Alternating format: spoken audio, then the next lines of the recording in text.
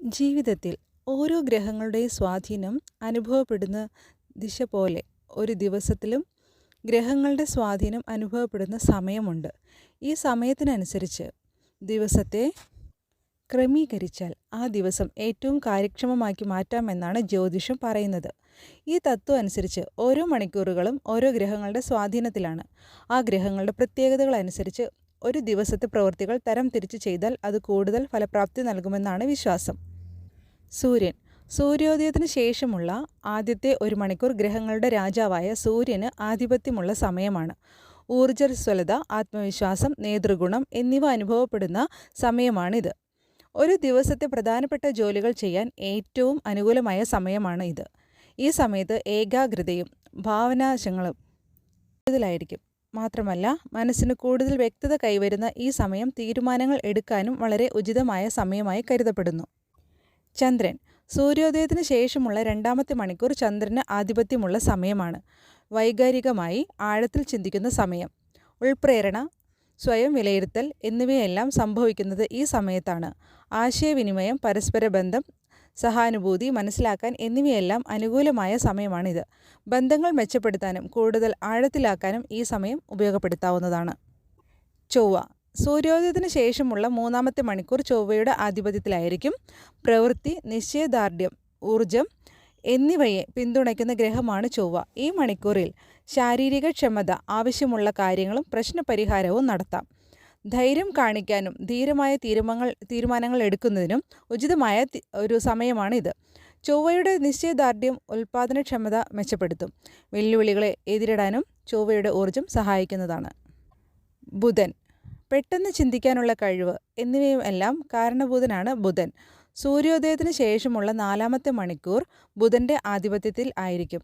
ഈ മണിക്കൂറിൽ മാനസികവും ബുദ്ധിപരവുമായ ക്ഷമത വേണ്ടുന്ന കാര്യങ്ങൾ ചെയ്യാം.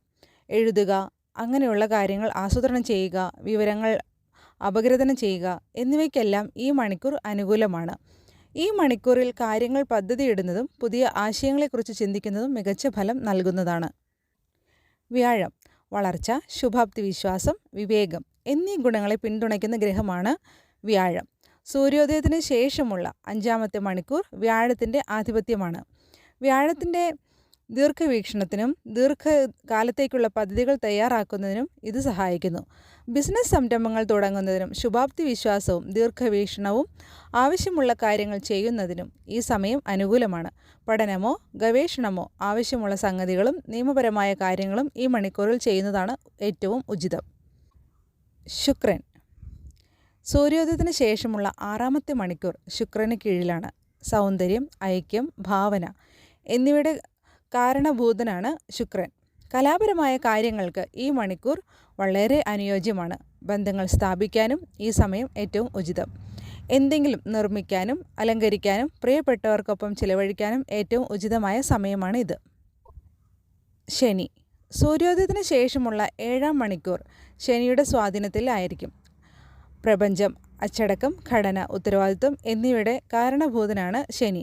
ക്ഷമ, സംഘടന മികവ്, സൂക്ഷ്മ പരിശോധന എന്നിവ ആവശ്യമുള്ള ജോലികൾ ചെയ്യാൻ ഏറ്റവും അനുകൂലം ഈ മണിക്കൂറാണ്. ദീർഘകാല പ്രോജക്റ്റുകളിൽ ജോലി ചെയ്യാൻ ഈ സമയം ഏറ്റവും അനുകൂലം. ഗ്രഹങ്ങളുടെ സ്വാധീനത്തിന് അനുസരിച്ച് ദൈനംദിന കാര്യങ്ങൾ ചെയ്യുകയാണെങ്കിൽ പ്രപഞ്ചത്തിൻ്റെ താളത്തിനൊത്ത് നീങ്ങാൻ സാധിക്കും. കൂടുതൽ ഫലപ്രാപ്തി ഉണ്ടാകുമെന്നും കരുതപ്പെടുന്നു. ഒരു ദിവസത്തിൽ ഓരോ ഗ്രഹവും അവരുടേതായ സ്വാധീനം ലോകത്ത് സൃഷ്ടിക്കാറുണ്ട്. ഈ താളത്തിനൊത്ത് നീങ്ങുന്നവ പ്രപഞ്ചത്തിൻ്റെ മൊത്തത്തിലുള്ള ഊർജവുമായി ഒത്തുപോകും. ഈ ലേഖനത്തിലെ വിവരങ്ങളും ജ്യോതിഷപരമായ കാര്യങ്ങളും നിങ്ങളുടെ അറിവിനു വേണ്ടി ഞങ്ങൾ സമർപ്പിക്കുന്നു. നിങ്ങളുടെ കൂടുതൽ അറിവിന് വേണമെങ്കിൽ ഞങ്ങളുടെ ജ്യോതിഷരുമായി ബന്ധപ്പെടാവുന്നതാണ്. കോൺടാക്റ്റ് നമ്പർ കൊടുത്തിട്ടുണ്ട്. എറണാകുളത്തും തിരുവനന്തപുരത്തും കൺസൾട്ടിംഗ് ഉണ്ട്. നേരിട്ട് നിങ്ങൾക്ക് നിങ്ങളുടെ പ്രശ്നങ്ങൾ കാണുന്നതിനും പരിഹരിക്കുന്നതിനുമായി അവരെ കോൺടാക്റ്റ് ചെയ്യാവുന്നതാണ്.